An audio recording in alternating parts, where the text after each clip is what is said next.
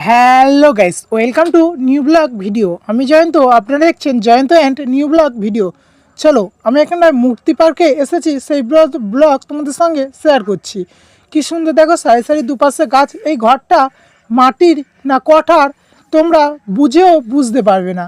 দেখো খড়ের ছাউনি এবং চারিদিকে বাঁশ, দুপারে কি সুন্দর সিঁড়ি, আর চারিদিকে ফুলের গাছ এবং গার্ডেন টাইপের করা আছে।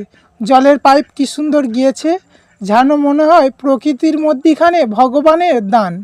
কি ব্যাপক লাগছে, দেখো দূর থেকেও ভিউটা ব্যাপক লাগছে।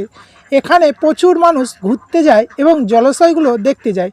দেখো ঘরটা দূর থেকে কি ভালো লাগছে, চারিদিকে শুধু ফুল আর ফলের গাছ, ব্যাপক লাগছে বলো।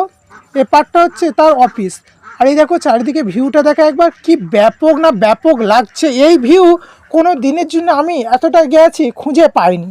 তো এপাশেও ঘরগুলো ব্যাপক লাগছে দূর থেকে, এবং সারি সারি গাছ। এখানে না গরান, হেতাল এবং বিভিন্ন ধরনের চাষ।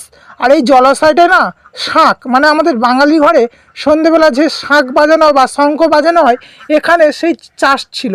এবছর গিয়েছি কিন্তু সেই চাষটা আমি দেখা পেলাম না।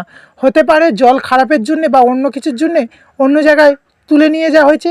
এই ঘরটা দেখো কি ব্যাপক লাগলো। এখানে দুজনে ভালোভাবে বসে গল্প করা যায়। ব্যাপক এরিয়ার জায়গা, নদী বাউন্ডারি কোলে, সামনে নদী। তো এখানে ফুলগুলো ব্যাপক ফুটেছিল। আমি আমার বন্ধুকে বললাম একটা ভিউ দিয়ে দেখে আমি ঘুরছি, বলতে এরকম একটা ফটোগ্রাফি করে দিয়েছে। তো ব্যাপক লাগছে। এখানে দাঁড়িয়ে দাঁড়িয়ে অনেক কিছু বলছিলাম। আমি এখানে বলছিলাম এখানে দাঁড়িয়ে এরকমভাবে প্রপোজ করা যায় যদি কাউকে। তো ব্যাপক লাগছিল। দেখো কি সুন্দর কাটিংভাবে গাছপালা কাটিং করেছে।